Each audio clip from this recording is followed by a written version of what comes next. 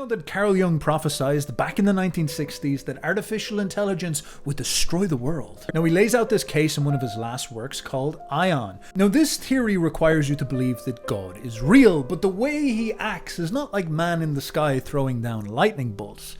But he is a wise father who's trying his best to subtly transform our minds and make us become more sophisticated conscious beings. And God's method to do this is through visions, dreams, and ideas. So when a prophet or a religious revolutionary would have a vision, feel visited by the Holy Spirit, this was an intervention by God who was nudging history in the direction he wants it to go. And Jung explains this is why we get some strange things like Jesus saying, "You can sin against me, just never sin against the Holy Spirit."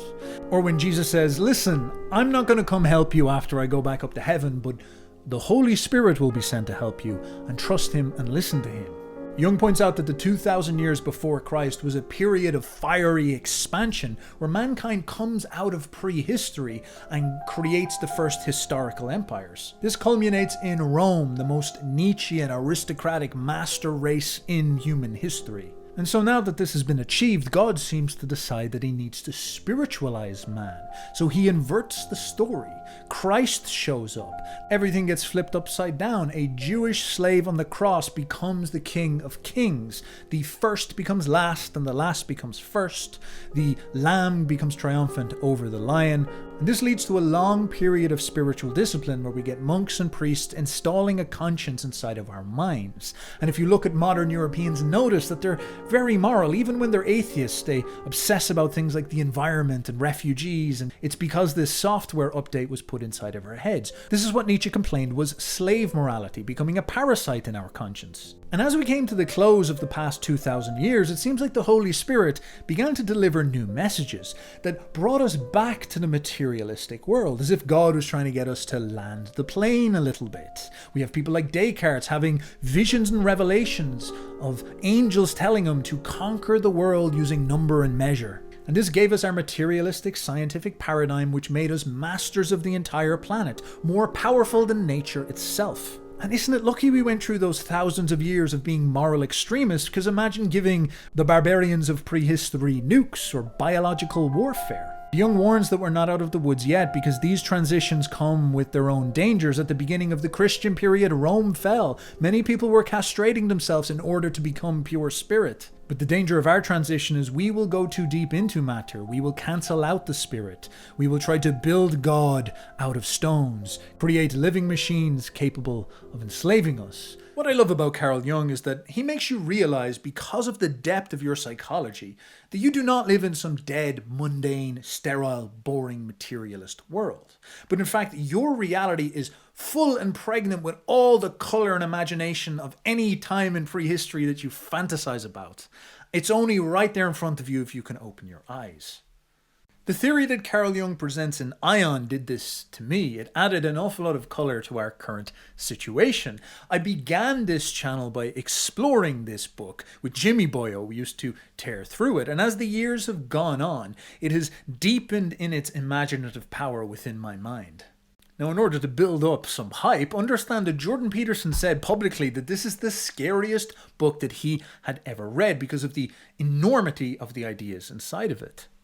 So today I would like to walk you through Jung's scary prophecy about the age of artificial intelligence, which we have just entered into in the 2020s. This is happening right now. People panic, go crazy. Oh my God, things are so scary.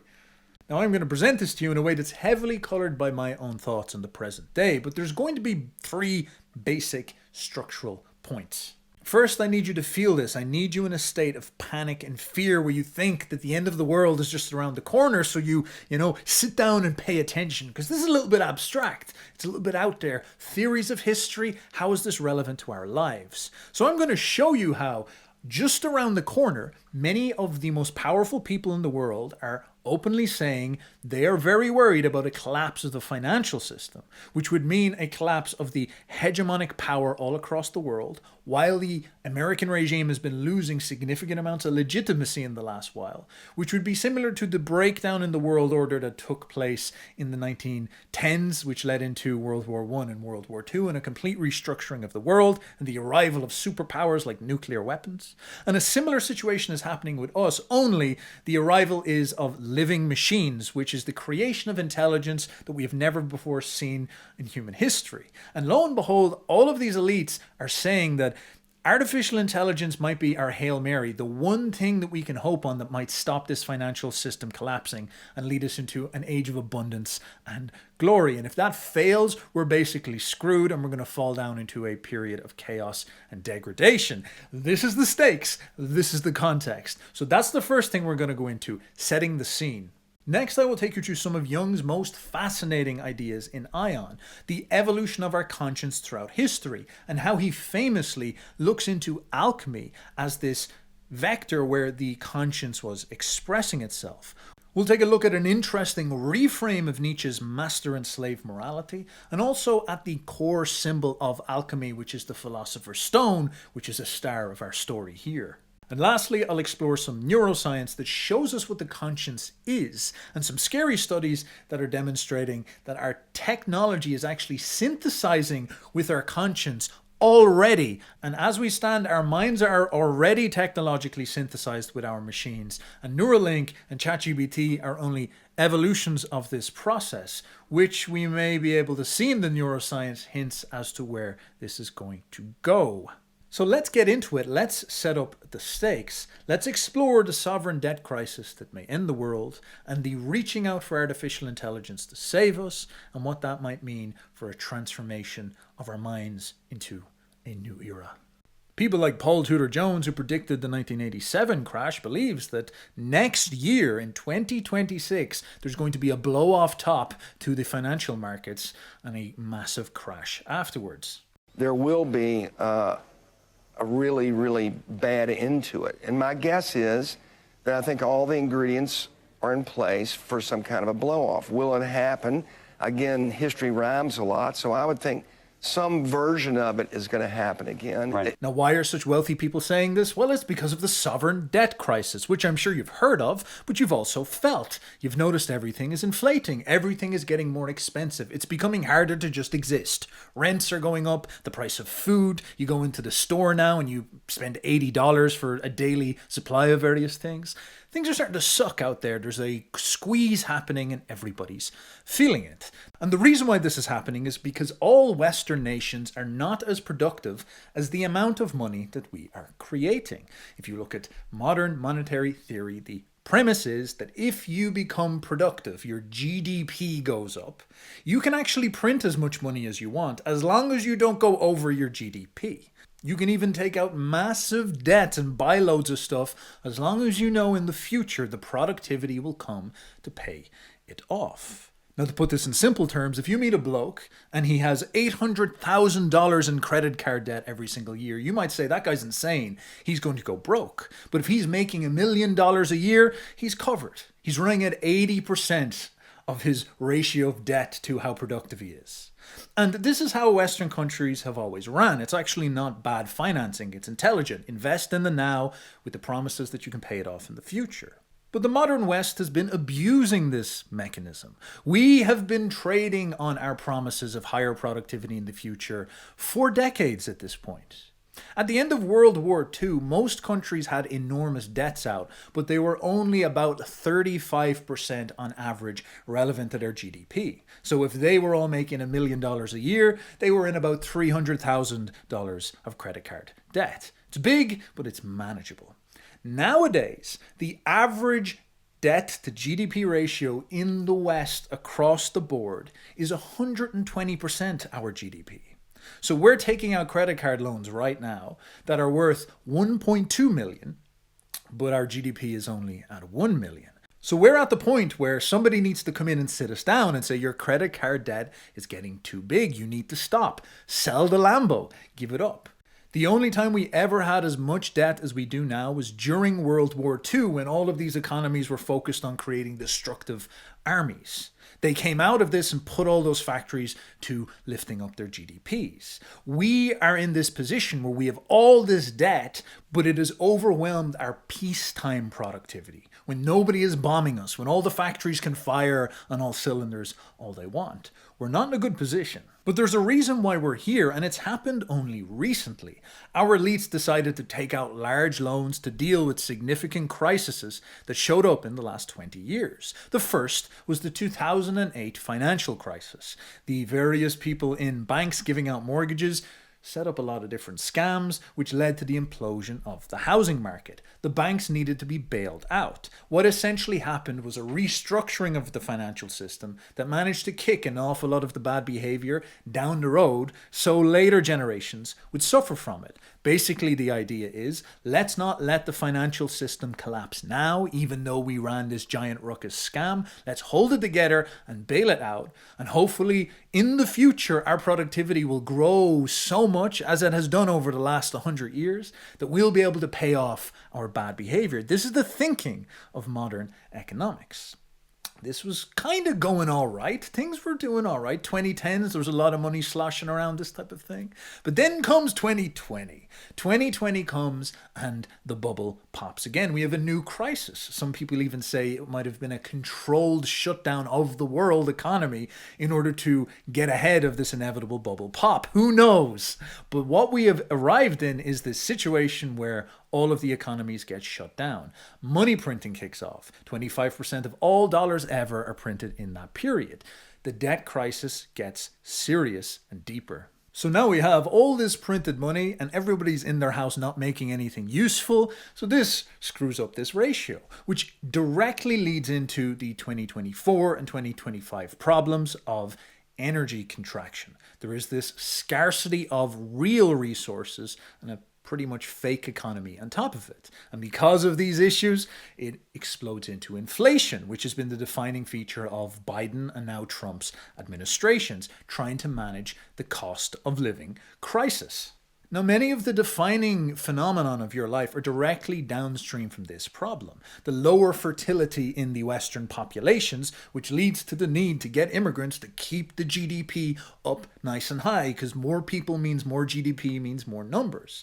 But of course, houses are so expensive that families can't settle down, so the fertility crisis goes downwards because of this as well. The cost of living crunch means that you can have successful men making $120K a year, but they're still kind of broke in a very strange way. All of this leads to a breakdown in trust and a resentment towards the people managing these nations. This turns into political radicalization, hostility towards the establishment, and people trying to escape into things like Bitcoin and cryptocurrency to avoid the fake money that's getting shoved down their throats.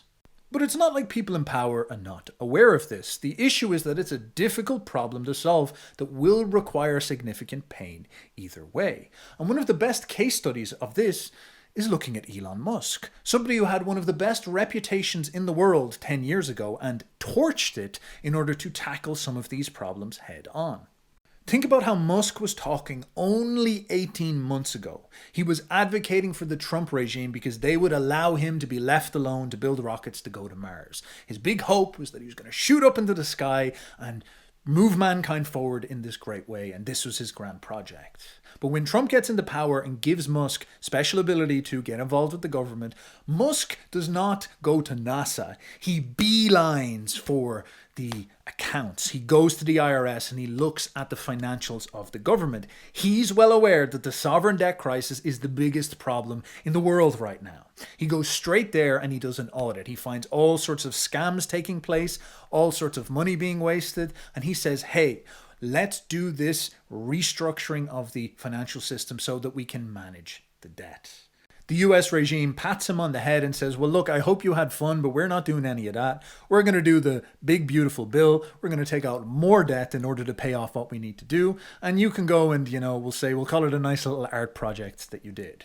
Musk chimps out. He throws a tantrum. He says, listen, these people are all in league with Epstein. And then he runs out of the government and he doesn't want to be a part of it anymore. Now, what is his next move? Does he go back to rocket ships? No. After this episode, Elon Musk licks his wounds and then flicks his mind and goes all into artificial intelligence. He's focused on making the Grok the best AI out there, and he's focused on making Tesla create Optimus robots that automate labor. He's looking to AI as the Hail Mary that will save the day. Why? Because of mathematics. The problem is you have productivity, GDP, which is too low, and you've got debt, which is higher than this. Musk's idea is a simple one. If we can get GDP to become so productive using automated labor, we will be able to outpace the problem of money. But he's aware that money has been inflated so much, the debt situation is so crazy, that AI is going to have to become so productive that it literally outcompetes money entirely. This has led to him making some very interesting recent statements. But AI and humanoid robots will actually eliminate poverty. And Tesla won't be the only one that makes them. I think Tesla will pioneer this, but there will be many other companies that make humanoid robots. But there is only basically one way to make everyone wealthy, and that is AI and robotics. If you say, like, in the long term, where will things end up? Long term, I don't know what long term is. Maybe it's 10, 20 years, something like that. For me, that's long term. My prediction is that work will be optional. Optional. Optional. So... Yeah, everyone claps We'll for take that. that. Yeah. I mean, it'll be like playing sports or a video game or something like that. If you want to work, in the same way, like you can go to the store and just buy some vegetables, or you could grow vegetables in your backyard. It's much harder to grow vegetables in your backyard, but some people still do it because they like growing vegetables. That will be what work is like, optional.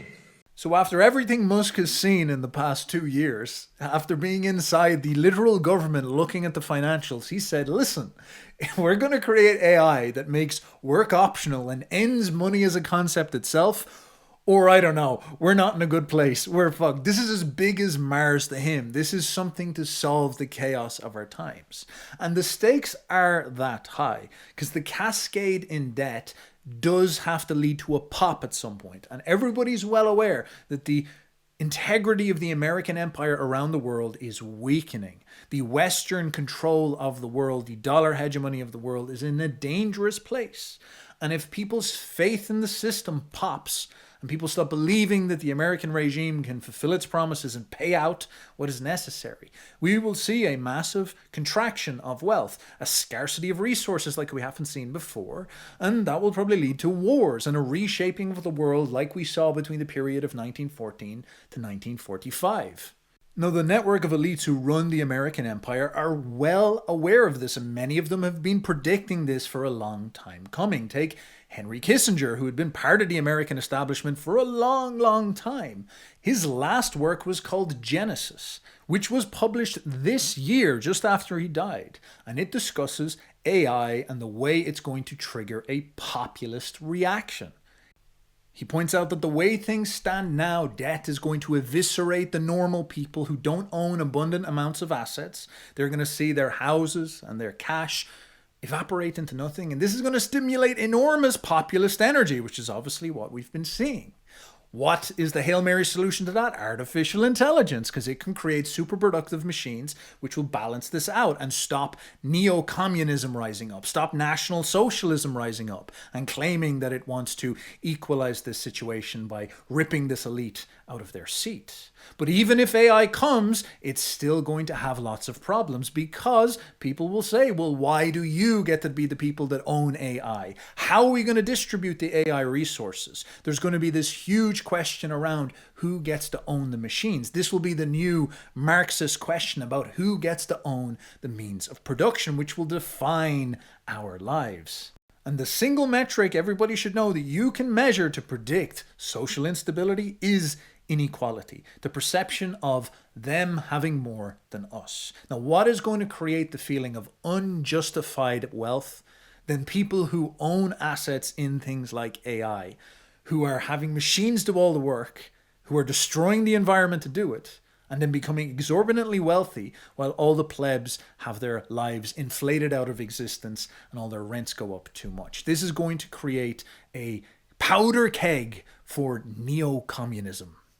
The US regime obviously listened to Kissinger because over the last couple of days, they announced the Genesis Project, named after Kissinger's book, which says that they're going to create the Manhattan Project for making artificial intelligence and saving the day. So all of this thinking in the elite has led to everybody putting all their bets on this AI question. NVIDIA right now is practically the biggest company in world history. It's bigger than most economies even in the world in the amount of wealth it generates. But it's still hinging on this promise that artificial intelligence will come and it will create this productivity revolution. So already artificial intelligence is here. Already there are great hopes that it is going to save us from serious woes. And the expectation is all of this will come to fruition within the next 36 months. So we are in for a surprise. But what exactly is the mythic substructure of this new era? This is what Jung was talking about, a new paradigm of mental consciousness that we have never seen before. So let's explore Jung's symbolic landscape, what Jung was observing in Aion, and some of the major themes that came out of that. Now, ladies and gentlemen, have a seat. Pull up your pants, whatever you're doing with your pants down, pull them up, get ready. This is about to get a little bit sexy, a little bit esoteric, a little bit mystical, okay? Why would I say we are being unconsciously driven towards the creation of living machines? Jung never mentions artificial intelligence in his work. Where do I get this from? Well, in Aion, he makes an astounding observation about the consistency of the symbol of the magic stone that goes across the Christian era and into our modern times. For example, in 1 Peter, the quote goes, "Christ is a living stone which has been rejected by men, but is choice and precious in the sight of God." From the Psalms, which is referenced by Matthew, Mark, Luke, and John, the stone which the builders rejected has become the cornerstone of the world. Paul says in Corinthians that they all drank from the same spiritual drink, for they were drinking from a spiritual rock which followed them, and the rock was Christ.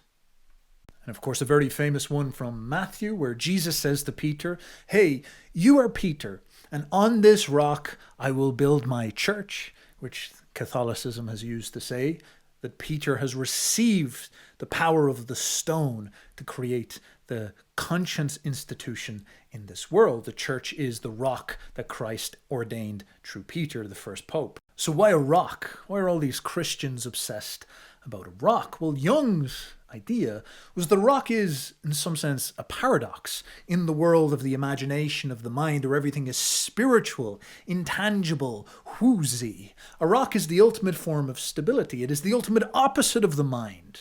The rock is made of matter, it is heavy, it is lifeless, it is a force of gravity. In the world of the spirit, it is the opposite. It is the symbol of the lump of matter.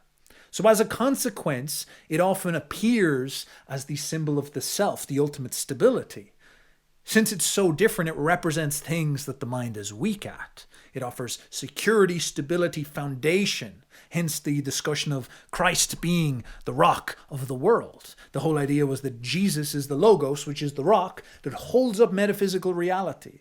Because if Jesus is not real, then the logos is not real. Therefore, logic is not real. Therefore, you can't believe in anything because nothing makes logical sense. The world is a chaos and it all falls apart.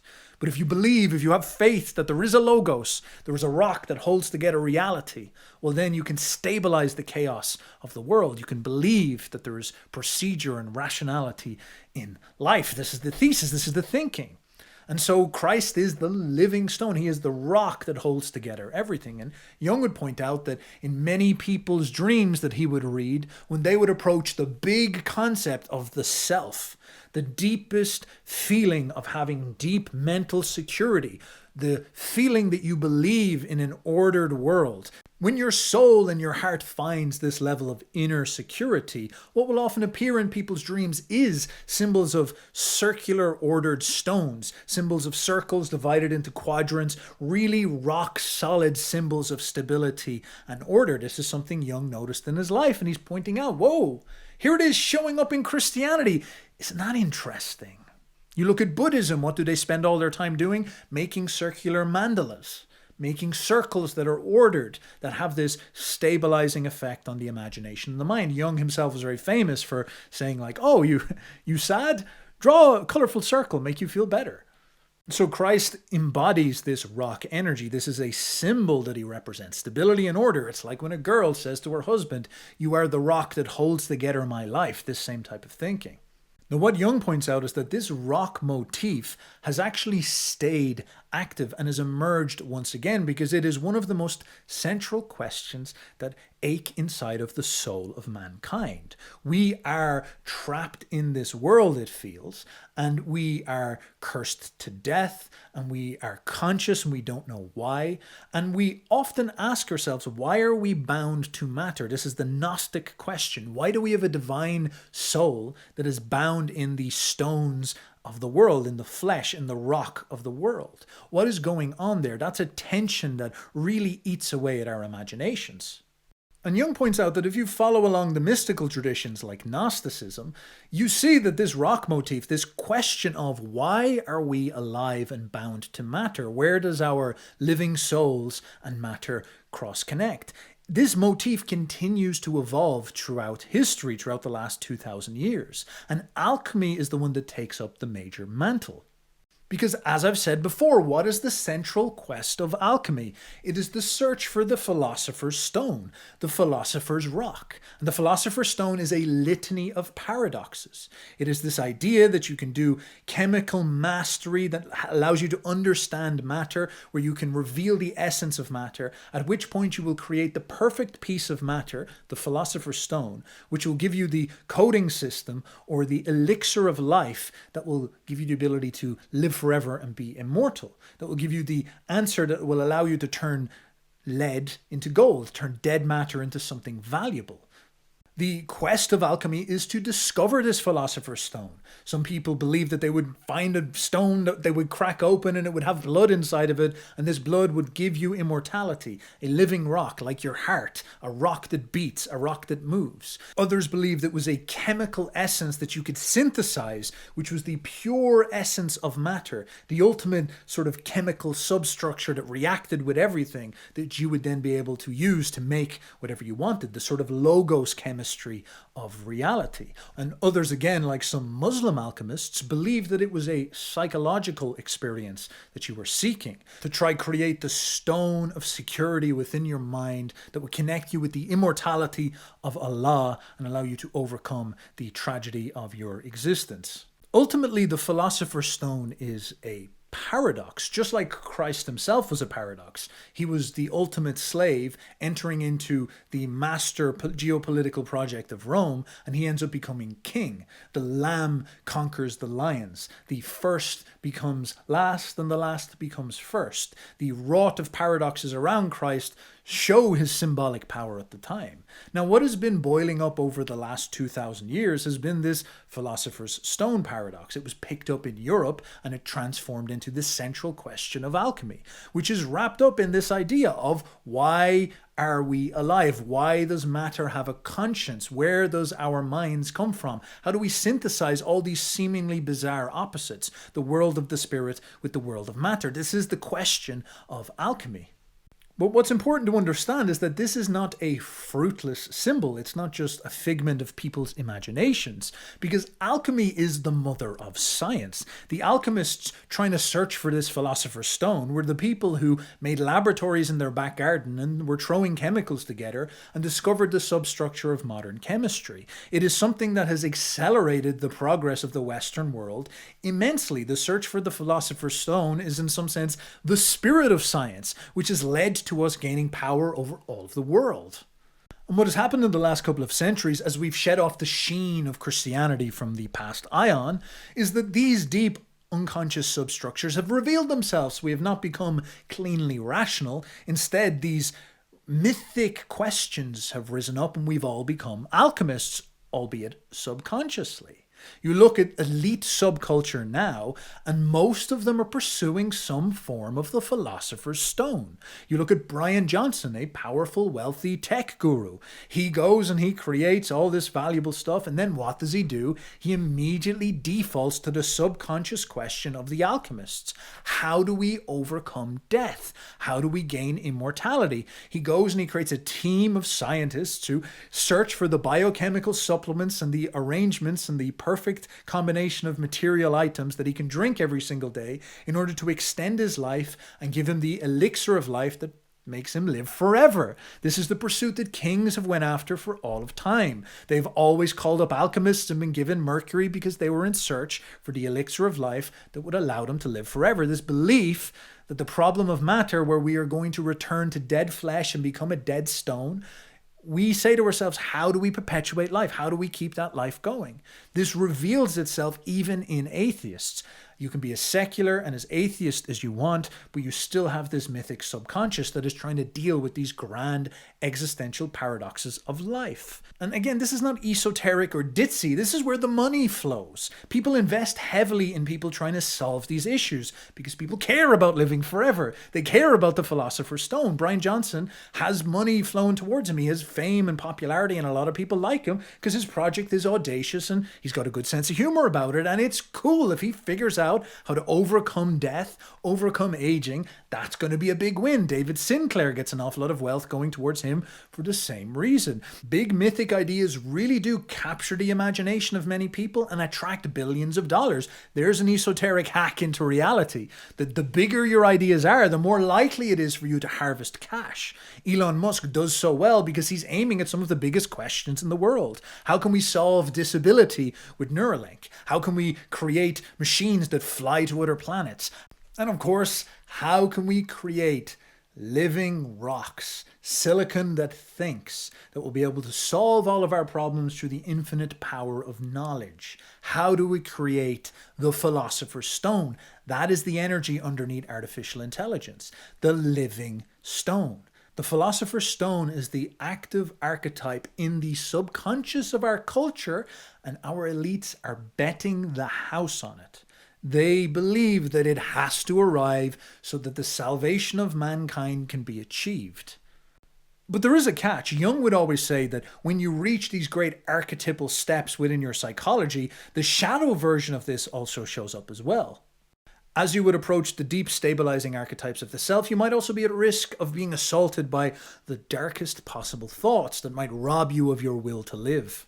So as we get closer to the revelation of the Philosopher's Stone that could save us from death itself, this living essence, this logos that we discover within matter that gives us the ability to make thinking rocks, that give us all powerful knowledge to solve all of our problems and extend our lives and overcome suffering and death and cancer, wouldn't this be able to save us but also destroy us? Maybe, as we see, we lose our own conscience in the process. We become synthesized with machines and turn into automatons. Our personalities get bent out of shape and we lose what is meant to be human about us. We transform into an animal caste ruled over by these machines. Or these elites who gain a monopoly on these forces, seize it during a giant implosion of a world empire, and in the wake of it, they build a secure system that allows them to utilize this power. They become the high priests who control this, and they subjugate all the rest of us like livestock. These artificial intelligent tools are used to create sophisticated censorship regimes that only require a small minority in order to coordinate them. The financial system allows artificial intelligence to go out and block people out, to, debank people and shut people out of the system, the beast system 666. The quality and depth of psychological warfare and psychological control that will be possible to the people who run and own AI machines will be enormous. They'll be able to brainwash people into pretty much believing anything. Through the use of sophisticated deep fakes, which are almost at the point now of not being able to tell the difference between reality and fake pictures. This will be used in order to mind warp people, confuse people, brainwash people. Perhaps state actors will cross-reference this. And then, of course, the technology for longevity might be monopolized by the powerful, leading to a splitting in mankind, where some people will accelerate, they will augment, they will become more intelligent, they will live longer, they will gather up assets for longer periods of time, and you'll begin to see this splitting of mankind into separate castes. The Philosopher's Stone may bring the ultimate salvation from death itself, or it could bring the ultimate slavery. So after the Philosopher's Stone, the next major idea by Jung is our transition out of the age of Christ into the age of Aquarius, which would involve an evolution in our conscience, going from listening to the Holy Spirit speak inside of our minds and our prayers going up to God, into a technological Holy Spirit, a technologically synthesized conscience. This gets pretty weird, but the problem is that it's actually happening. Take, for example, the so-called religious revival the conservatives talk about. This is actually a technologically driven religious transformation. It's not what people are making it out to be. I've stressed this several times. There does seem to be a religious revival taking place, but conservatives are grafting onto it and saying there's some sort of return to church Christian revival that's happening, and that's the coefficient active force. But no, it seems like it is this technological conscience revival. People are identifying more with belief in a higher power. They're affirming religiosity, but largely because of influencers online creating this conscience inside of them, affirming this way of thinking inside of them. But they are not going back to church. Church attendance still remains low. At the very best, it's stabilizing at its extremely low levels. What people are doing is using this to access spiritual methods and ways of being. Meditation apps skyrocketing in download levels. Prayer apps are massively going up. Christian influencers online are defeating the atheist influencers. All of this stuff is rising and exploding on the internet through the use of technology. People are seeing this synthesis of technology that's allowing them to stimulate a religious revival. But it's not happening in the boomer world of institutions and churches and things like this. It's a technological revolution. And it's also not happening in right-wing religious spaces. This is also happening in secular spaces. There are some people who are sort of new age spiritual, and they are also rejecting atheism and affirming this sort of secular neo-religious way of thinking. So people who are skeptical and saying there's no religious revival happening are wrong. People who are conservative saying there's a Christian religious revival back to church thing happening, they are also wrong. It is the technological evolution of man. We are going through the age of Aquarius. It's a continuation of all these trends, which is what we would expect. Zoomers are doing religiosity and metaphysics through their phone. And Jung makes it even weirder by suggesting that there's nobody in control of this process. It seems like we're collectively getting shunted towards this, and all the elites are getting on board, but no one quite understands exactly who's leading the ship. It's like our conscience and our psychology is pushing us towards this for deeply unconscious reasons. Something deep within our souls is begging for the arrival of this salvation machine. And a mental model that may assist us into conceptualizing this is to believe that God is real and that he is actually guiding us towards this end point where we are children of the conscience. The cynical, traditionalist Julius Evola way of seeing reality is the assumption that modernity and our acceleration into it has been nothing but destructive, and that we are in some sense trapped in the Kali Yuga, and we need to wait until all of this collapses so that we can return back to order and stability, the eternal pagan question of a perpetual order that cycles up and down through samsara. But what if there is a progressive force taking place? What if the emergence out of prehistorical paganism into the arrival of the Christian religion and now the burst of the technological conscience? What if this is an intentional acceleration forward of mankind?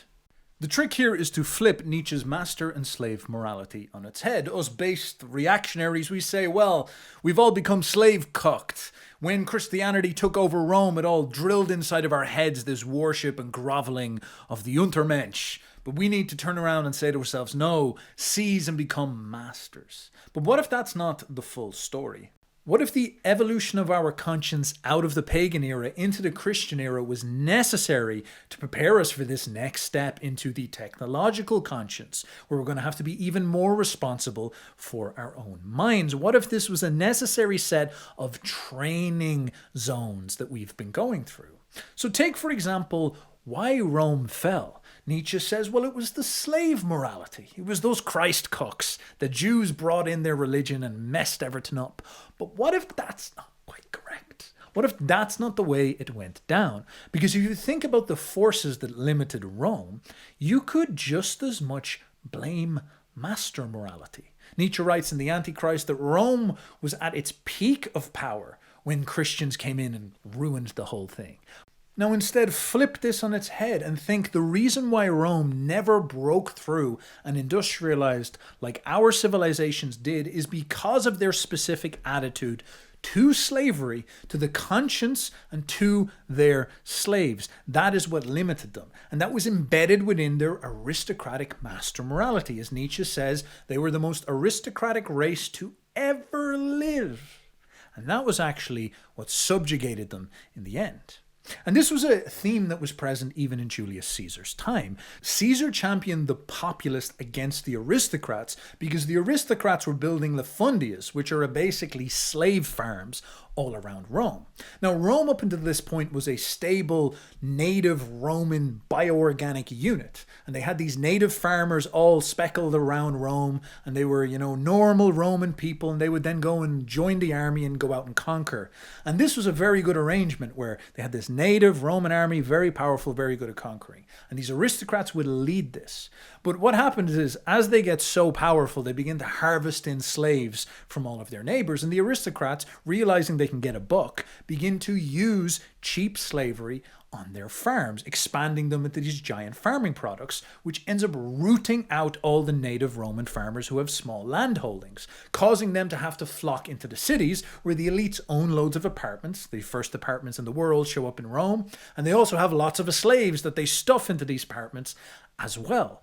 So the natives become dejected and jaded. They are getting replaced by their own elite, and they get very angry about this, and this is where Caesar gathers up his popularis power against this. And the optimates that Caesar fought against were sort of Nietzschean. They were like, listen, it's base to have slaves. It's aristocratic to have slaves because us aristocrats, we don't work with our hands. We don't tinker around with farm tools. We're not farmers. We are here for leisure and war. We're not going to do any good hard work. Screw that. And all of these natives that have to do that, they're peasants anyway. So why should we care about them? We're aristocrats. We're master moralists. We're above them. Slaves, peasants, they're all the same. Bring in as many slaves as we so wish. But this attitude, this aristocratic consciousness, actually was a core part in limiting Rome. Because Rome even had people tinkering around with early versions of the steam engine, but they never took that and economized it into a large-scale set of factories to turn them into a technological society. And in the end, the reason why Rome collapsed is because they harvested in so many slaves that they essentially had this giant fifth column population that turned around and said, we don't believe in paganism anymore. We don't believe in your aristocratic religion. We're going to throw a revolution and convert the empire to Christianity. We're going to take a slave morality because we are slaves. We're sons of slaves and we're free people who used to be slaves. And we don't like Zeus because Zeus conquered us. We're going to transform the Christ because we're from the Middle East. We're from Egypt. We're from Morocco. We're from Greece. We are not Romans, so we don't like you. They great replaced themselves, and then their giant aristocratic project ends up collapsing. They never industrialized to break free from that, and they implode from the weight of their own class warfare. Now, Rome stood as a high point in the West for most of European history that came afterwards. It was only in the 18th and 19th century that we really began to transcend what Rome created. But the reason why we broke through that ceiling is largely down to our attitude towards the conscience and slavery. When the Europeans took over the world, their Christian conscience had a significant effect on how they dealt with slavery. The British defeated Napoleon and became masters of the planet. And at that peak of power, they probably could have enslaved everybody if they wanted to. But instead, they had this crisis of conscience, and they had this huge movement within England in order to abolish slavery. And the British used their debt finance system in order to do this. They went into debt for 100 years in order to pay off slavery. It came out of British taxpayers. Some of the bonds were only getting paid off recently. I think in the 21st century, there were still some floating around from the British abolishing slavery. This had not really happened before in history ever. The only other precedents for this were actually the Spanish at the start of the colonial project, who went out and took over Mexico, they took over Latin America, and Columbus brought back slaves to Isabella and Ferdinand, and they said, send them back. We're not going to do this slavery thing like the way you think. The Spanish did engage in slavery, but they put a very serious restriction on it from the very start. They had people like Bartholomew de las Casas, who was advocating for the rights of the natives and even the Africans, saying we can't go in and just widespread enslave these people. We can't set up giant Lafundia farms. We can't do all this stuff in the way that people want to do it. We need to tame the instincts of the conquistadors and make sure our cruelty is not excessive. We should treat these people like they have souls. And the self-conception that the Spaniards had for their imperial period, they called themselves the people with a conscience. They said that the people that they rule over, including the indigenous and the Africans, they're without conscience. They are the underlings. But we are the ones with the conscience. We are the adults in the room, powerful enough to conquer, but we're not going to use that implicit power to be cruel and exploitative. And so this thinking was deep within the soul of the Europeans. They conquer the world. England does the extreme abolishment of slavery. And then what you have afterwards is the rapid industrialization of Europe. And this is how European civilization reaches beyond Rome. Up until that point, we were still in the shadow of Rome. Rome was the great empire. Rome itself, the city, had about 1.5 million people at its peak. No European city got anywhere close to that until the 1800s. And then they broke past this and they hit a new paradigm. The ceiling that they broke past, the one that Rome got stopped at, seemed to be related to these questions of slavery and exploitation. So the Europeans choose to be cooked slave moralists. They decide to have a conscience. They treat people like they have souls. They do hard work. Unlike the Romans who say hard work is below them, the European aristocrats, the European gentlemen in England, they would say, well, we can go outside and be farmers. We can tinker around. And since we don't have any slaves to do all our work for us, well, we better figure out ways of creating little technological machines, things that can assist us in what we're doing. And this is what leads to industrialization. And so these massively moral decisions of the conscience are tied to rapid scientific and technological acceleration that puts more power in the hands of Europeans than has ever been possible in Rome. So does this suggest that there's a reward mechanism for having a conscience? This is a crime against Nietzsche, I know, but Rome obviously was powerful. Their master morality took them very far, but there was a ceiling.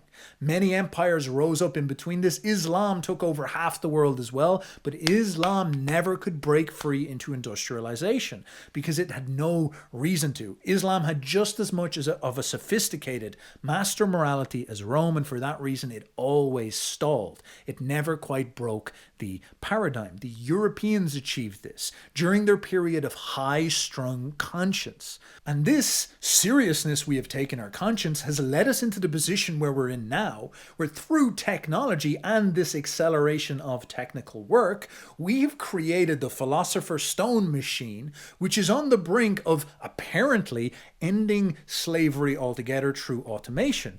Elon Musk says he's going to try create a load of robots that stop us having to work at all, ending Adam's curse. We broke through the paradigm of Rome because of our conscience. We followed along with these technological implications, and now we're actually defeating the need for exploitative labor and automation and things like this. We are blasting towards some pretty fascinating big ideas. So maybe God is like a dad who's trying to get us to walk. He's nudging us with a stick and saying, listen, I'm not going to walk for you. I'm not going to make all your decisions.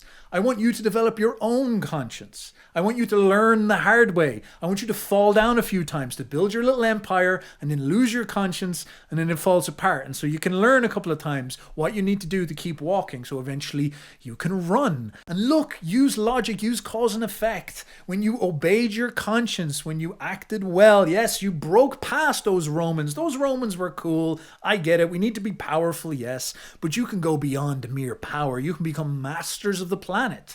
Now, at this point, maybe you could become masters of the galaxy if you wanted. But you make sure you keep your conscience about you. Don't become greedy just at the finish line because you're up very high. There's a long way to fall this time, buddy. If Rome falls this time, things are going to get pretty crazy.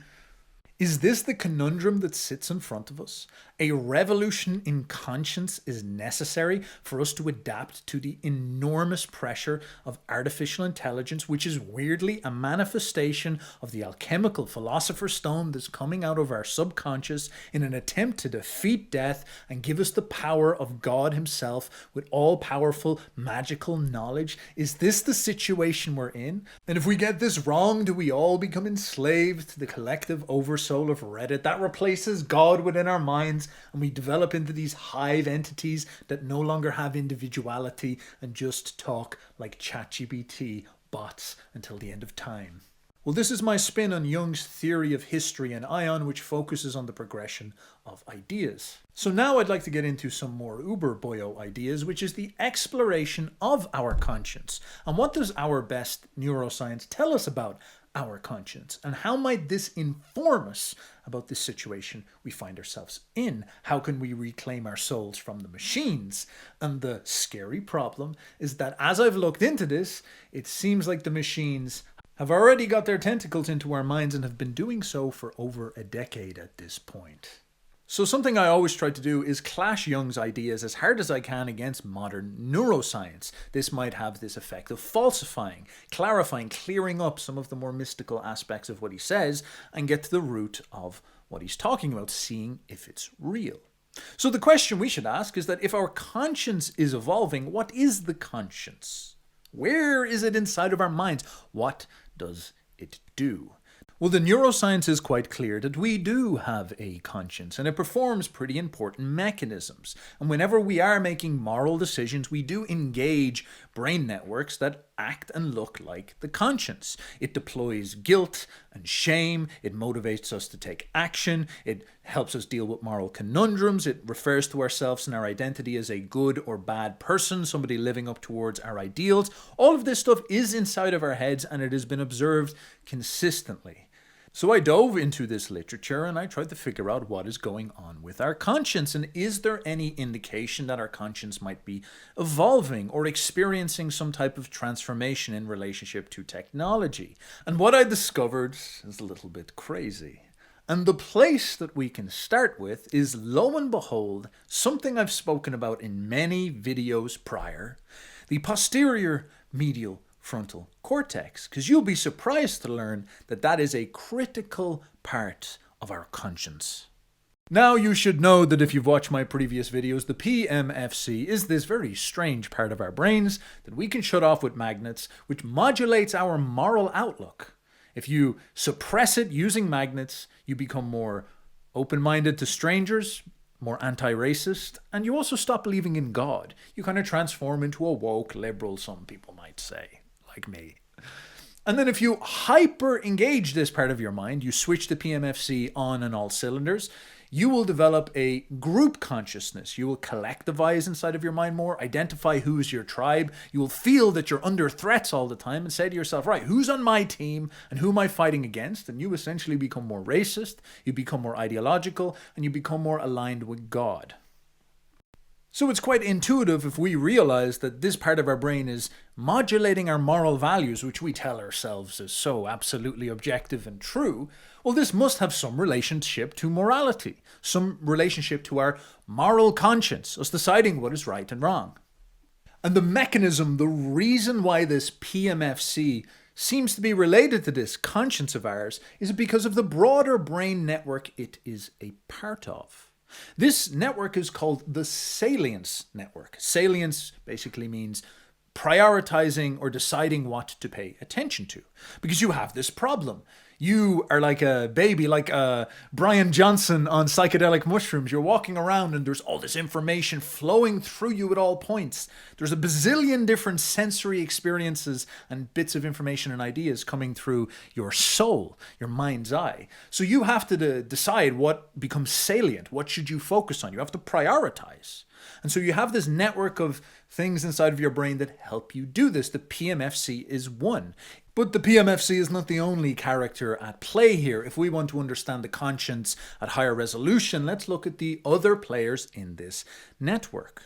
One of the base layers of this is called the anterior insula cortex. Insula means inside, and this is one of the central parts of your brain. Now, the insula's job is to try absorb information from within your body, like your gut feelings, absorb information from your senses that are flowing in through your eyes and your ears, and absorb information from the world around you, such as social cues and various things like this. So you can think of this as your intelligence agency harvesting all this info. It brings all this info in and it shuttles it up into your higher cortexes. Now, this process is extremely sophisticated and to a large extent unconscious, which is why your insula can notice that you have a gut feeling, a baseline level of disgust towards some behavior that you're looking at. You observe something happening, you see patterns with your sensory experience that you know is a bit off. Maybe you see somebody committing something that you consider immoral. You know, they're doing adultery or they're stealing or something like this, and they're threatening the coherency of the group. And your insula will harvest this information in and send it up into your higher salience network institutions. It's gathering this stuff in, and you will feel this sort of hunch. You'll feel this urge building up. You look at something and immediately you'll get this bad feeling about what's going on. This is the beginning of a conscious moral process. This information gets sent up into your threat assessment networks. Your PMFC is one of these, and something tightly related to it is the ACC, the anterior cingulate cortex. Again, the neuroscientists are not poets, so I don't want to get too bogged down in these names. This area we're talking about is the network of brain regions that detect errors, threats, and assess when things are off. So you get this flood of information, these gut feelings from your insula. It shoots it up into your brain, and then you get this error processing part of your mind that decides, what does this mean? Is it valuable? Should we pay attention to it? Should this become salient? And this is how your conscience works. You get a hunch, you get an intuition, you notice something is off, your attention gets drawn to something. This is the director of your awareness, what you pay attention to, what you prioritize. And these higher institutions in your salience network, which receive information from your insula, their job is to create a model of the world for you to rapidly decide what to prioritize, what becomes salient and what becomes valuable. And of course, what your brain does is says, what's going to help me survive? The PMFC will say, the collective, the tribe. If I don't have the tribe, I don't survive. Without the tribe, there is no Steph. Steph dies. So my salience network is highly attuned towards this. I'm strung up to this in a very strong way. Now, if I am going through Ireland and I see somebody from England, my salience network is going to say danger, outsider, threat, error. He shouldn't be here. Why is he here? What's going on here? So this is how the moral conscience works in alignment with your collective identity.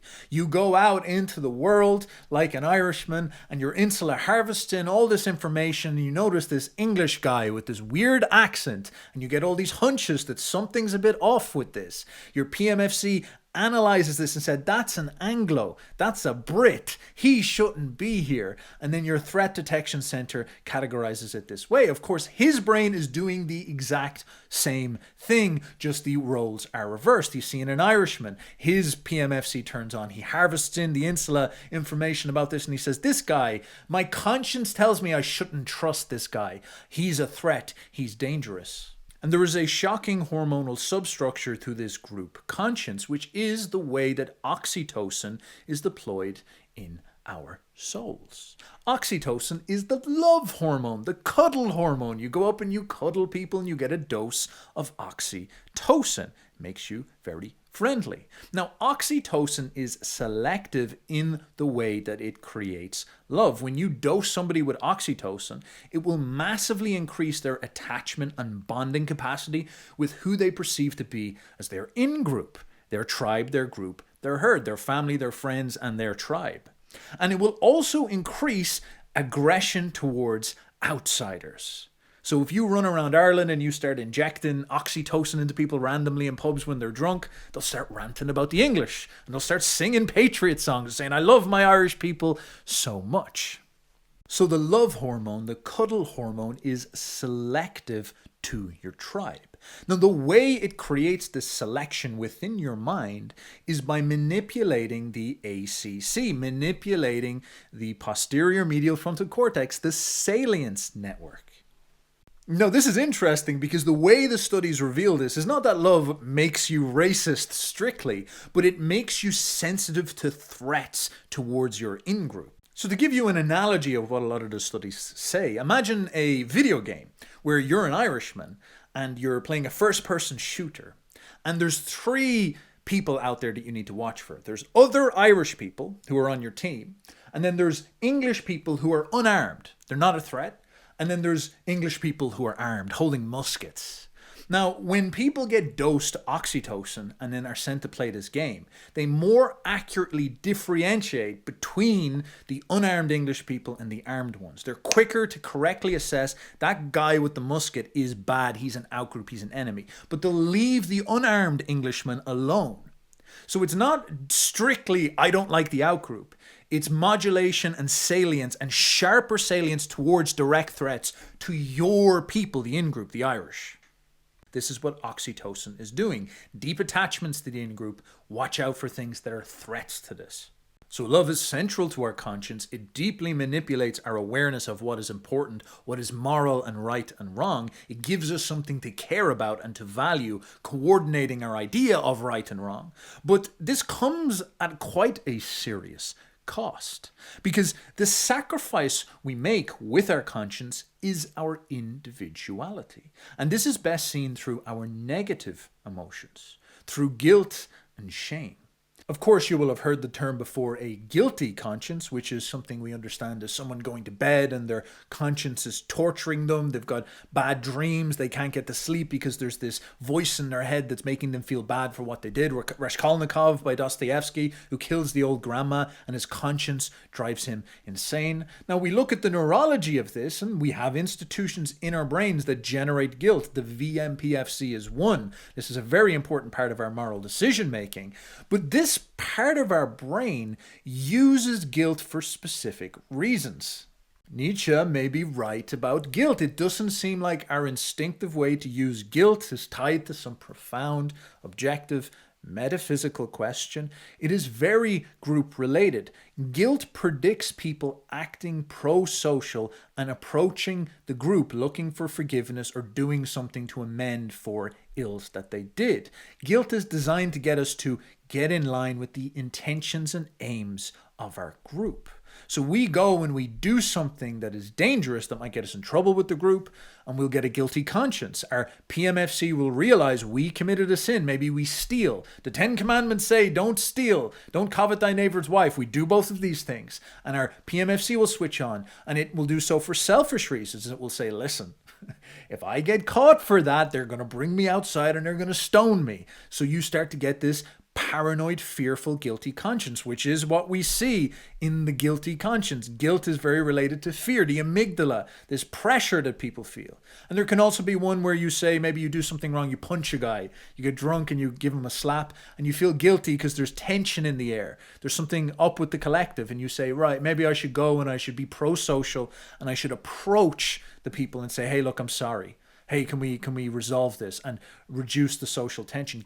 Guilt within my conscience is pulling me towards harmony and alignment with the group, the expectations of the tribe, because the tribe is a major threat. If I lose the tribe and get banished, I'm in serious danger. So my individuality is inherently suppressed. This acts, as Freud said, like a superego that floats inside of your mind and says to you, hey, you better do what the group says. You better not piss off the group. You don't want to get in trouble by society. How would that look to society? And this gets even more intense with shame, which is a different emotion. Guilt is feeling bad about actions. It's actually a little bit more positive and resolvable. You say, I did something wrong. I can go and I can solve this. I can amend for this. Of course, you might get punished for it as well. But it's this idea of a action, a thing that took place. But shame is an annihilator of your self-image. The purpose of shame is to take your identity and pull you lower down the social hierarchy. Shame cultures, which are ones that are more dominant by this emotion than by your actions, will take this idea that if you do something that is dishonorable, you move down your social hierarchy and you pull your family name with it. Shame upon you and your family, reputational destruction. So when we get tortured inside of our conscience, oh, I feel so guilty for what I've done. Oh, I'm ashamed of myself. Oh, I'm afraid the superego will realize what I've done and punish me for this. Oh, I've let down the expectations of the group. These things are happening because our awareness salience network is thinking, imagining what the group mind wants and orientating it towards this. But where this gets really brutal is how this clashes with these higher ideals we like to pride ourselves as being representatives of. We say to ourselves, we're very moral people. We don't believe in just nonsense groupthink. We are people who reach up towards the abstract ideals platonically imprinted into the universe. This is what we think.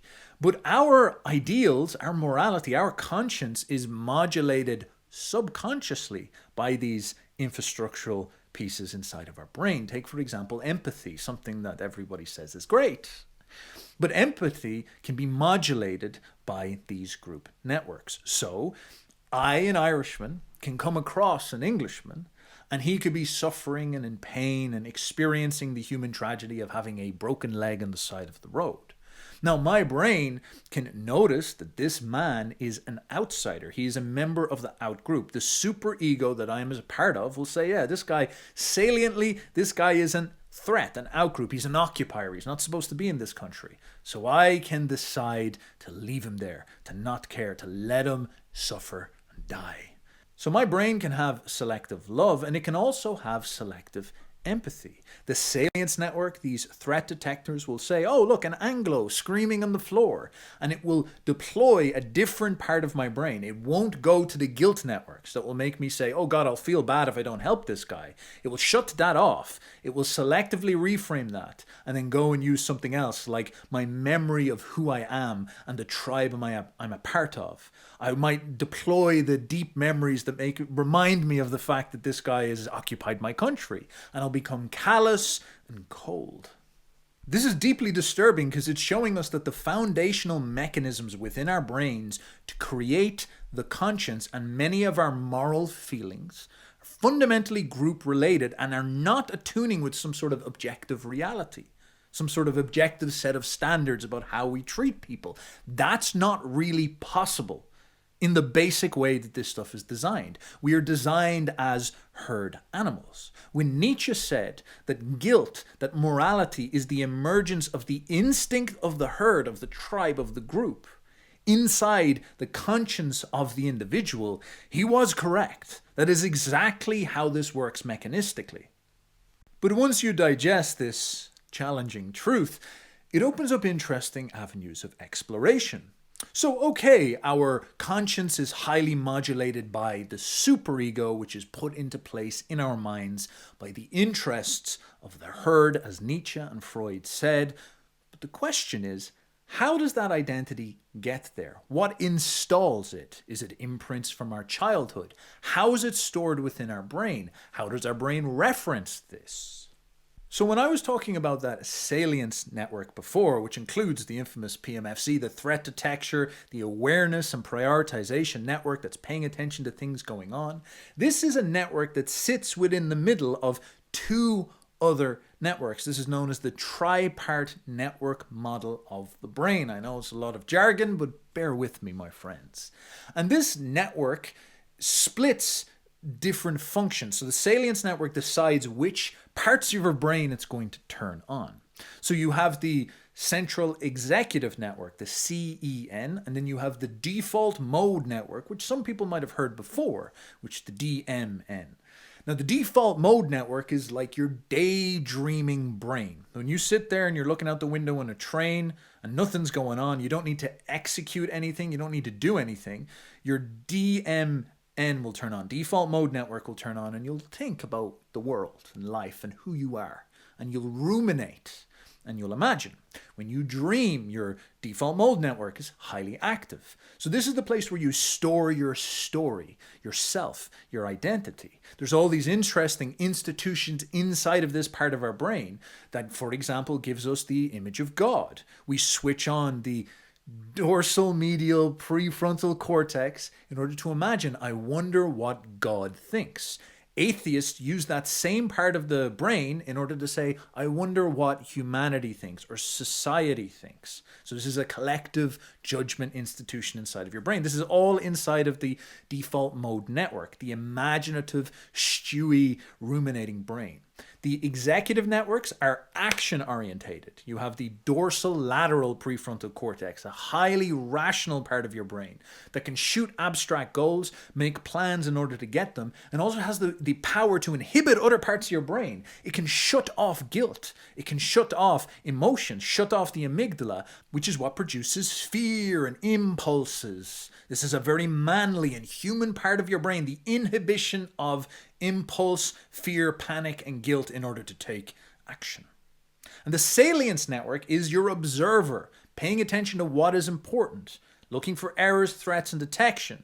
Its job is to assess reality, assess the situation we live in, and decide if it needs to recruit the default mode network for some introspection and thinking, or recruit the executive networks to get us to do something, to make a plan, to set up a goal, and go after it. Now, the mental model that pulls all this together is to think of our brains as a predictive system that creates world models, that allows us to understand what reality is by managing our expectations. So to go back to this original idea, we sit here and we have our insula, that thing that harvests in all the information from our senses. So this is like this giant harvesting flywheel taking in all this information that shoots up into your mind, and you have predictive models which you have stored inside your daydreaming default mode network that predict how the world is going to work. You get up, out of bed, and you expect the coffee is going to come, and then you expect that you're going to go to work, and then you expect you'll be on the train, or you'll be in your car, and you'll expect then that you'll be on your laptop, or whatever it is. So there's a set of modeled expectations that you imagine is going to happen. Now, if you wake up and you look outside and everything's glowing neon, and there's a giant, air raid siren going on, and there's a nuclear mushroom cloud, your salience network, your insula, is going to say, fuck, something's gone seriously wrong. And for a minute you might panic, and your salience network would be like, that's not normal. I don't have to go to work. You might fall on the floor. Your default mode network might shoot on and grab and say, this predictive model is we need a new model for reality. And it might say, whoa, what is this? Nuclear war. What has happened? What memories do I have of nuclear war? It might imagine Chernobyl. It'll imagine, what you've seen about Hiroshima and stuff like this. And you pull all this information. You say, what do I do? And then boom, executive network. The salience network will be like, all right, so the situation is nuclear war. Go over to the executive network and go. Decide what we're going to do. And it's like, all right, make a plan, hide under the table, and then we'll call my friend, phone does some work. All right, we'll get walkie-talkies, or we'll send a pigeon or something like this. So your brain is very intricate in the way it works, but the modeling of reality is a critical part of it. So what gets installed into your default mode network as your world model is what gives you your understanding of reality, and therefore your place in it as your identity. And lo and behold, the default mode network gets hyperactive between the ages of 2 and 7. Kiddos have this explosive, absorbing imagination and mind. They're taking in everything around them.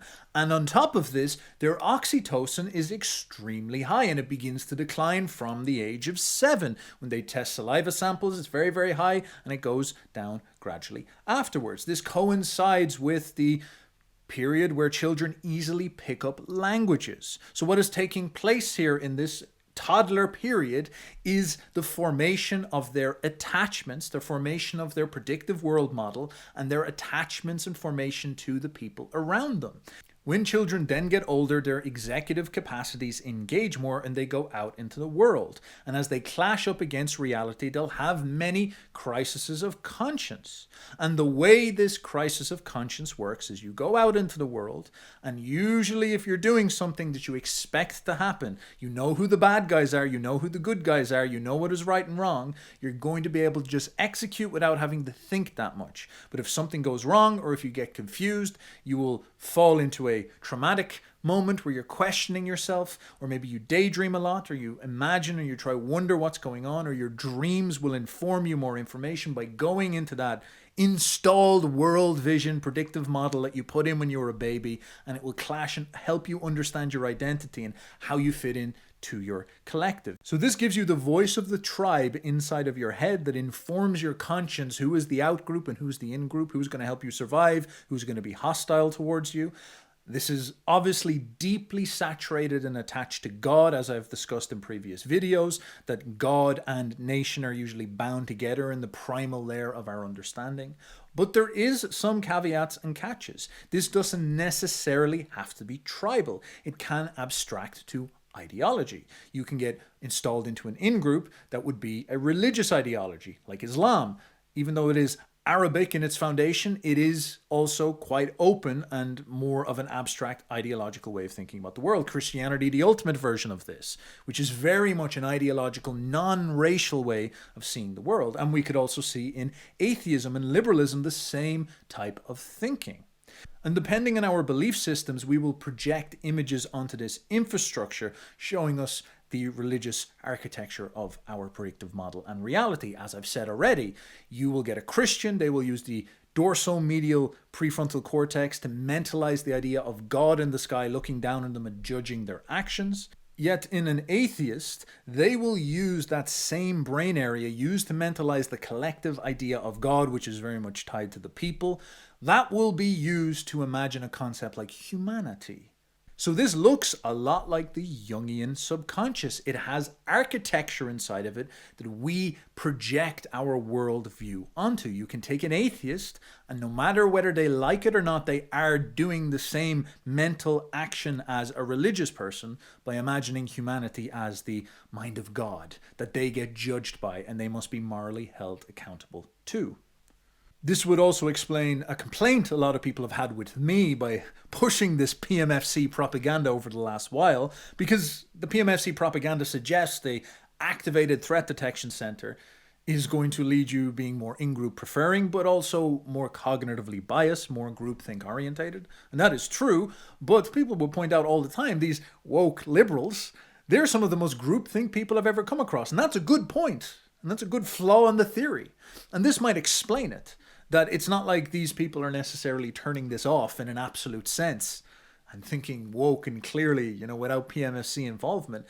It's clear leftists, liberals, woke people, whatever you want, formate a predictive model of the world and install it as an ideology, which takes the function of a religion, aligns them as this is their in-group, so anybody who agrees with this ideology, so this would be the privileged minorities of the woke, anybody who's not heteronormative, they are the privileged, whatever this is, this becomes the in-group, oxytocin aligns and attaches these people with the in-group, and then they can be hostile towards the out-group, they can use cognitive dissonance, they can shut off their empathy, even though they celebrate and say the beautiful ideas such as love and empathy, all of this stuff, their mind subconsciously modulates the heteronormative, the outsider, as the bad person, creating this ideological hostility towards their own people. It's quite a bizarre state of affairs, but this would make perfect sense. They are using these same substructures, only turning the moral valence on themselves, on their own people, I guess you could say.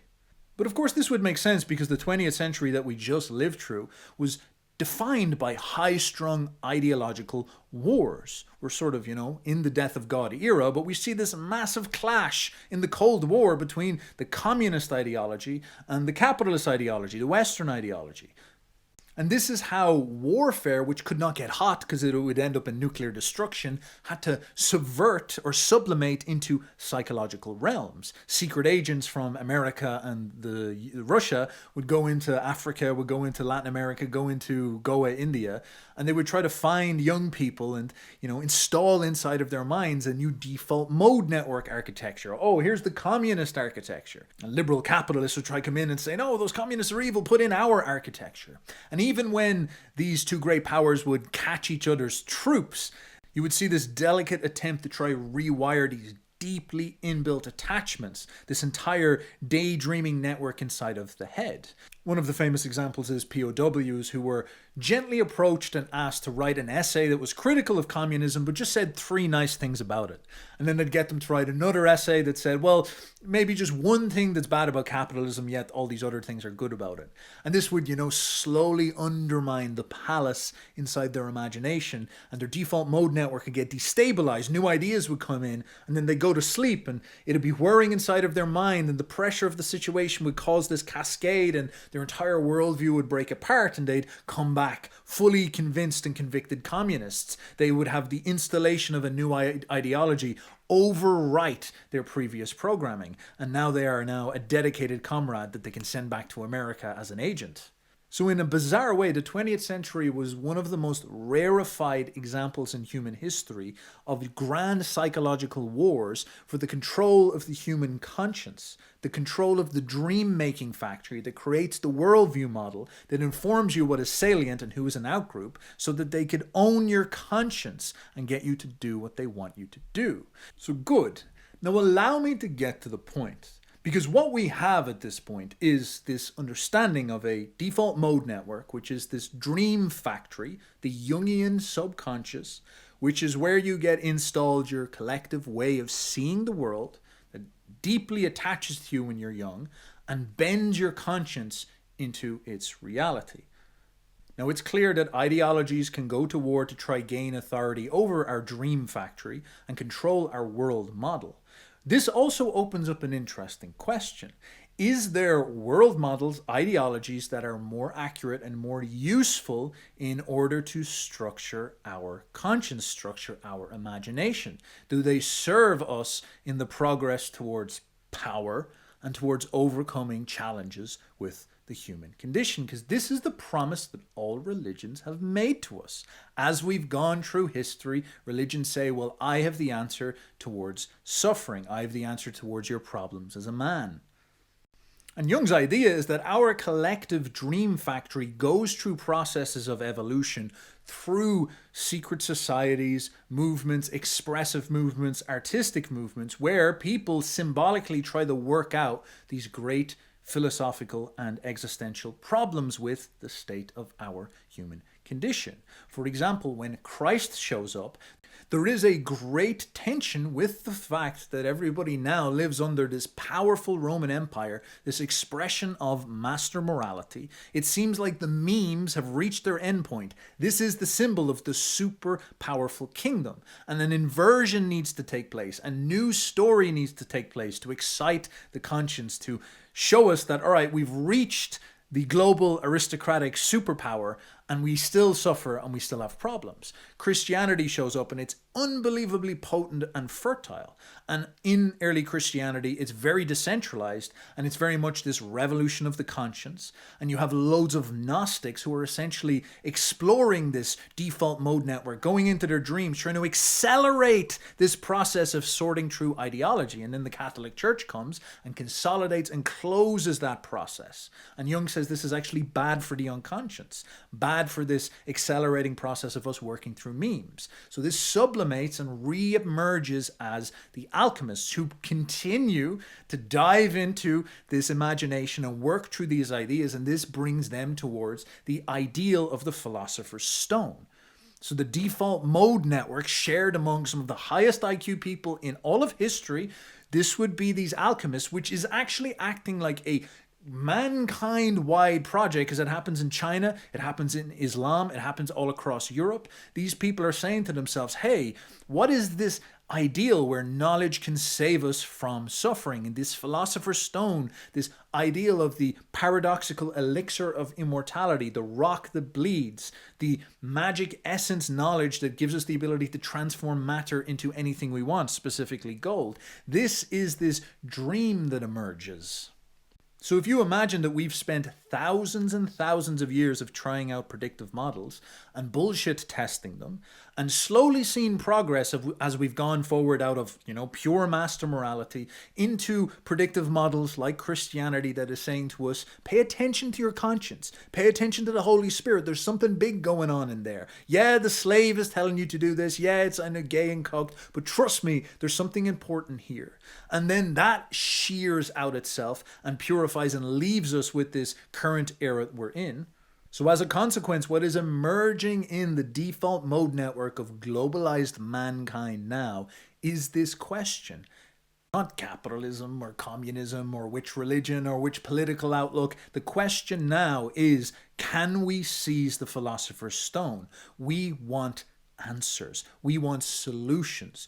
We have to fulfill the alchemical quest, and all these powerful people who are completely liberated from the concerns of most average people seem to all beeline and converge on this pursuit of the philosopher's stone. Brian Johnson trying to live forever. Elon Musk trying to create super AI. This philosopher's stone architecture seems to be the thing that has been falsified, most severely tested, and still carries the romance, the dream symbolic power that it's able to whisper and appear in the subconscious of so many people. It's consistently there. It's made it through this long process of ideological purification, and it is pulsing us and driving us towards these technological revolutions. And again, for better or for worse, perhaps we're on the precipice of shedding off the Abrahamic religions, shedding off the old religions of master morality, and entering into this new era of the philosopher's stone. Perhaps this is what's happening.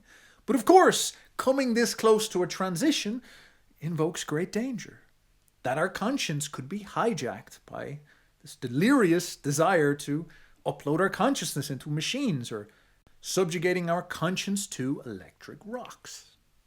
And lo and behold, the neuroscience has a lot of scary things to say about that as well. Because as our default mode network seems to be perhaps progressing our story, as our conscience is still present and involving us in these mythic predictive models as we go through our lives, as we're reaching a crisis of conscience at the end of the boomer world order, and it seems like the zoomers are rising up and reaching out for new ways to identify and modulate themselves, there is this other problem where these things are actively reaching inside of our conscience. They're hacking our neural networks and finding their way into our minds and having deep structural reformations of who we are. Quite famously, tech leaders like Zuckerberg said that the purpose of social media is to try hack that dopamine cycle. What they said was the hunter-gatherer desire to find reward. They were trying to hack that by using the notification ping to get us, addicted to being like, when's the next notification? Click on the thing, refresh. Click on the thing, refresh. And this has a deeply damaging effect to our minds because it traps us in these short dopaminergic loops and breaks our attention and transforms us into blabbling idiots. But the specifics of what is happening there is even more fascinating because they are hacking directly into the salience network. Your salience network identifies pings, notifications as important to check in on what the group is doing. So you see this device here as a little vessel, a little communication tool to access into your collective, which is of course all your mutuals, all the people who live inside here, socially relevant members of your tribe. And pings showing up are indications that something's going on that you should check on. So this hacks this salience network and you experience this huge rush of dopamine to go check on this. It's like you're in this tribe and you're maybe carving a stick and then someone screams and you're like, whoa, what was that? That's the energy that's taking place. Your salience network pulls you away from what you're doing, which is why it's so corruptive towards our executive functions and our daydreaming. You have these two networks, the default mode network that daydreams, that ruminates on your story, says, am I a philosopher's stone alchemist, or am I a communist, or am I a nationalist,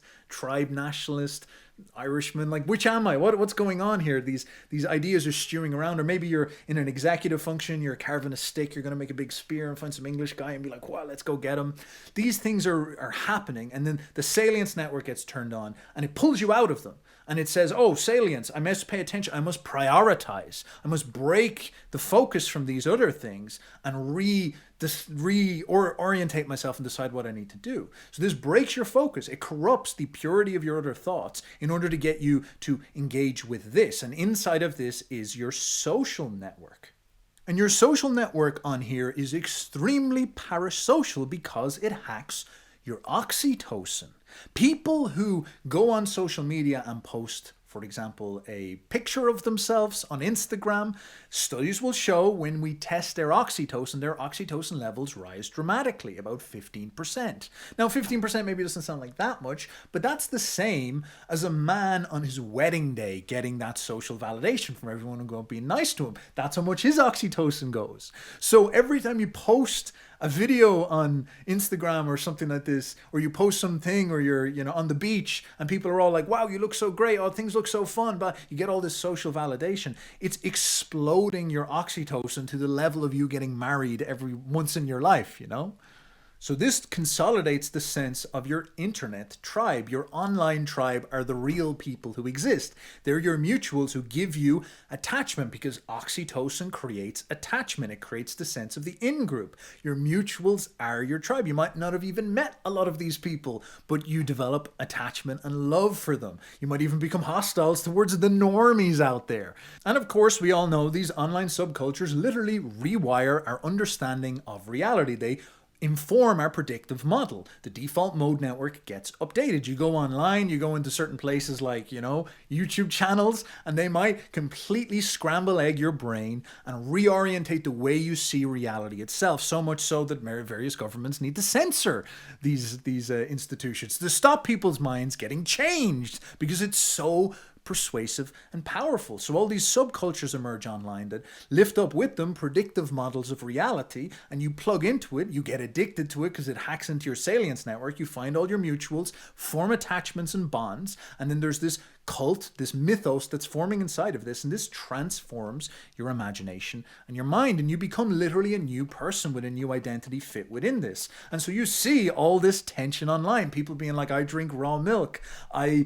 go to the gym, and the normie cattle do other stuff, they eat lettuce, and they don't go to the gym, they run all the time, and they're literally a different people than me. And maybe you become vegan, maybe you become something else. This you go Ray Pete mode, this ideological revolution takes place inside of your mind, and it transforms your conscience, wires you towards a collective. And this leads to significant changes in your habits and lifestyle.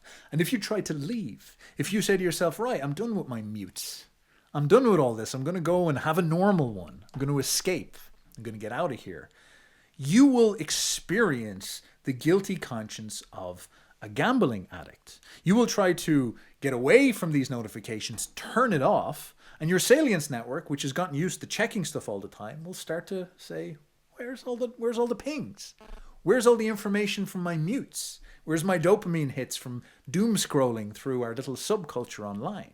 Where's all these people that I was getting oxytocin off? What has happened here? And this will ping up, this will start to hurt. And then you will start to have this crisis of conscience. All the areas in your brain that are activated when you're trying to break free from a gambling addiction kick into gear. Your guilty conscience begins to wrestle with your own mind and say to yourself, oh my God, I want to be this new person. I want this new identity that's not addicted to my phone. But your urges, your expectations, your predictive model, it will clash against this. You'll weigh up all the benefits of staying addicted. So it will be difficult for you to break free. And the success rate of breaking free is actually very, very low, especially in the long term. On top of this, when somebody gets a phone, it's almost guaranteed that after 2 years, they will have an addiction on some level. Their brain will become reactive to the technology within 24 months.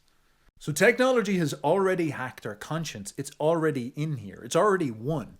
It's a fundamental part of our lives. The boomers watch TV 1 hour a day. We listen to our phones 8 hours every single day. We have podcasters and streamers giving us long form information. We're checking Instagram for our social connections, checking Twitter for it. It's crazy how deep this has gotten, and it's been a total conquest across the board. But the neuroscience of artificial intelligence is where this gets eerie. Because when you go on Instagram to get validation from people, it's understandable. You know, you're hacking into evolution and you're doing something where, you know, you could meet real people. A lot of us have made great friends on the internet. There's a lot of great people out there. And this ideological filtering is actually quite beneficial because you can find people online who think the way you think. And that's actually very difficult to do in your just normal local area. So there's a lot of upsides with this. But with the arrival of artificial intelligence, it's not only people on this anymore.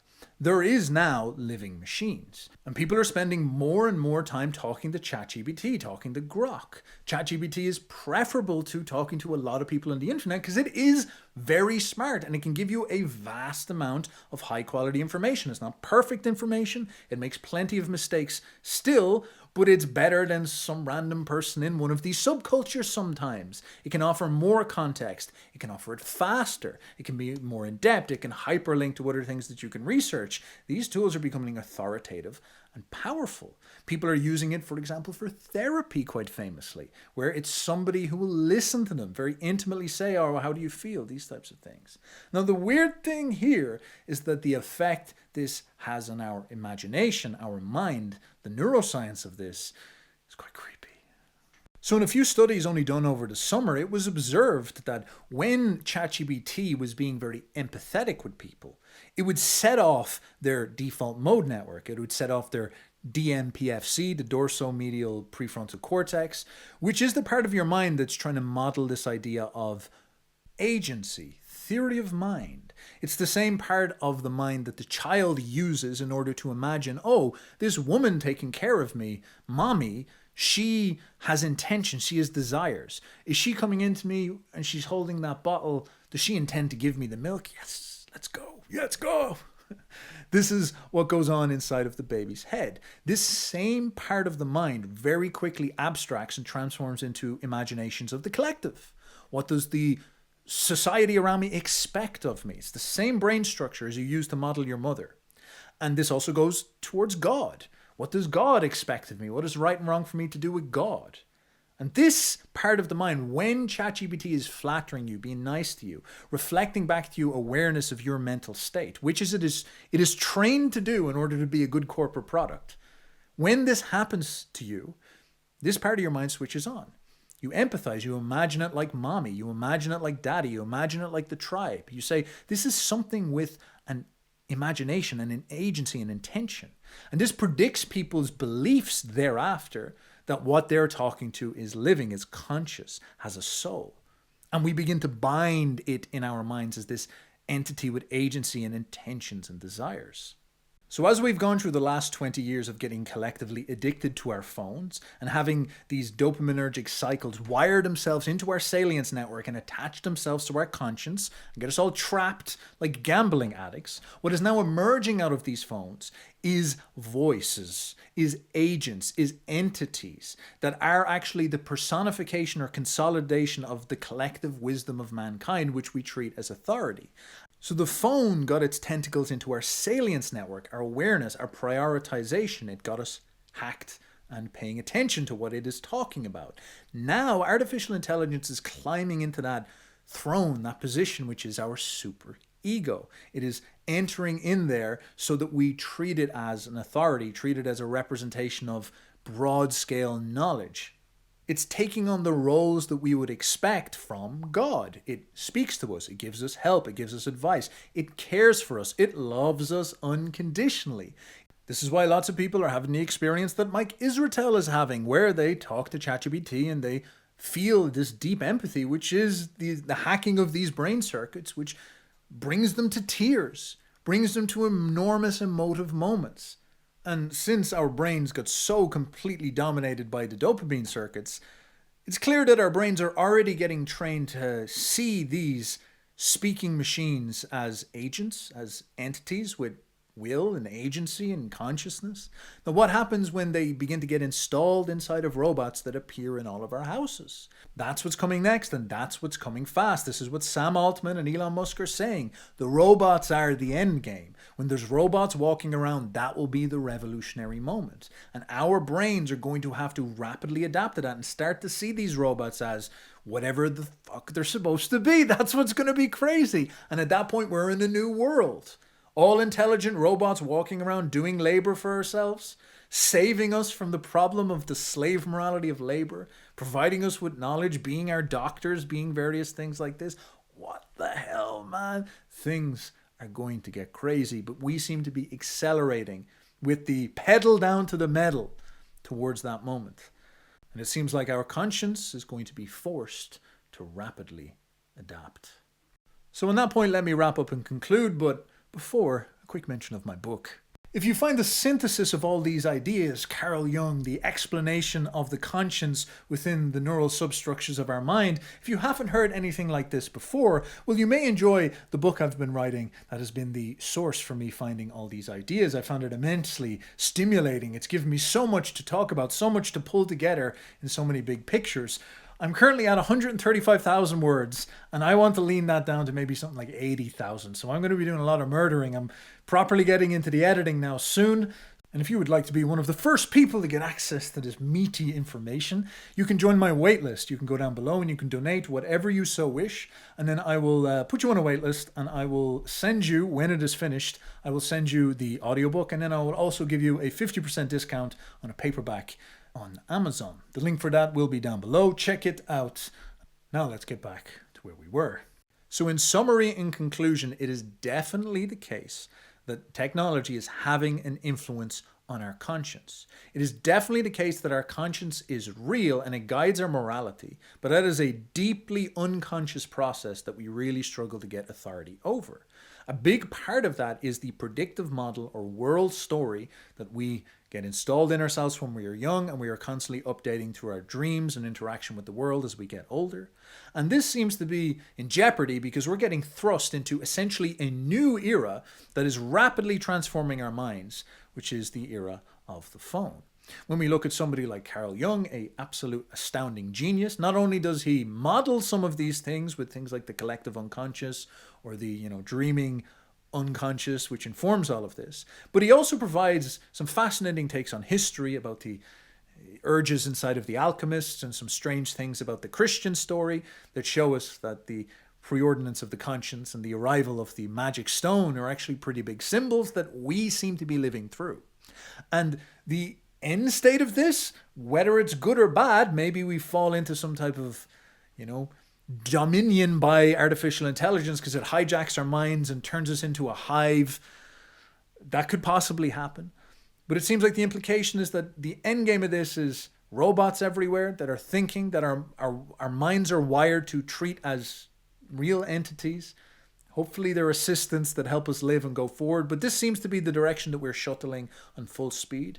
And the hopes of our current elite seems to be heavily rested on this because they are aware that this is the entire debt that the United States regime has gone into in order to build something like this, to save the world from the challenges of labor, from the crime, the immoral crime of labor. And if this falls short, well, we will be expecting a financial crash, which will massively destabilize the world order if there's no burst in productivity to back it up. A lot of these promises will fall apart, probably demoralizing the elite, and it will lead to a destabilization, breakdown of the world order, similar to what happened at the start of the 20th century, which could mean that our lives get a little bit crazy for a while. So we're on the brink of the arrival of a new era, a new evolution in the conscience, the technosynthesis challenge, which could go wrong and transform us into permanent subspecies slaves, or see us enslaved to a hostile elite who utilize this. Or it could bring us into a utopia that frees us from Adam's curse of labor, ends the project of slavery that has been a scar on our conscience, and create an era of abundance where we have functional, all-powerful robots assisting us in life, leading us forward into something brilliant and new, saving us from the death spiral that we're in. Or the death spiral could come and collapse all this, reveal it as delusion, reveal the Philosopher's Stone as cope, and then drive us back into history, into the Kali Yuga cycle of the rise and fall of empires, back into war, and the invocation of the hard PMFC that tribalizes us and causes us to fight. And that might be necessary for survival. We enter back into a reset, a hangover from the great party that has been the late 20th century. This seems to be what sits in front of us. So, what do you think is going to happen? Where will you place your bets? Are you an alchemist, a techno-optimist? Are you a realist who says the Kali Yuga will come and you're getting ready? You're collectivizing inside of your mind. You're, getting transcranial magnets and stimulating your PMFC so you can max your chudism. Carl Jung lived through World War I and World War II, and that added an awful lot of romance and panache to his life. Will we live through something similar, or maybe something even more radical, something never before seen in human history, beyond drama, even at the scale of war, a transformation of mankind's conscience forever?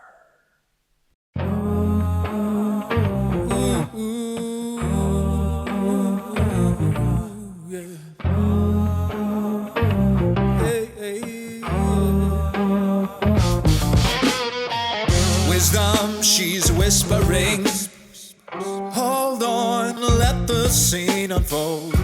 But I'm not listening.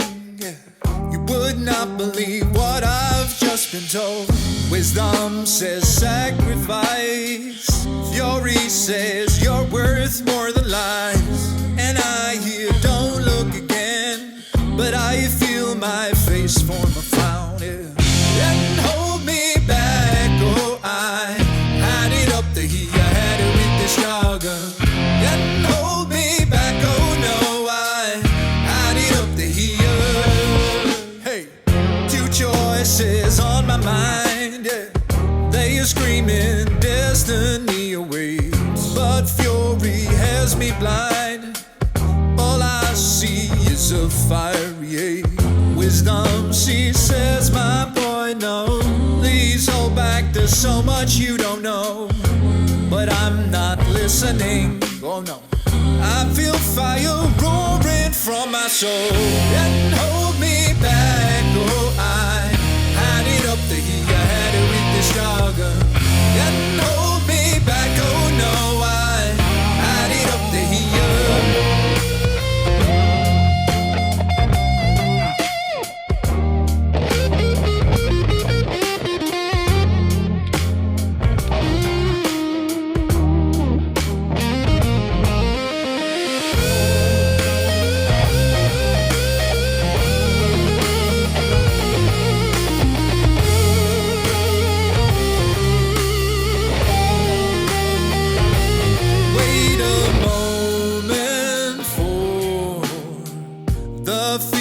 To pass, let your breath escape and your chest relax. Take the moment and it will soon be the end, 'cause the time has come for your revenge.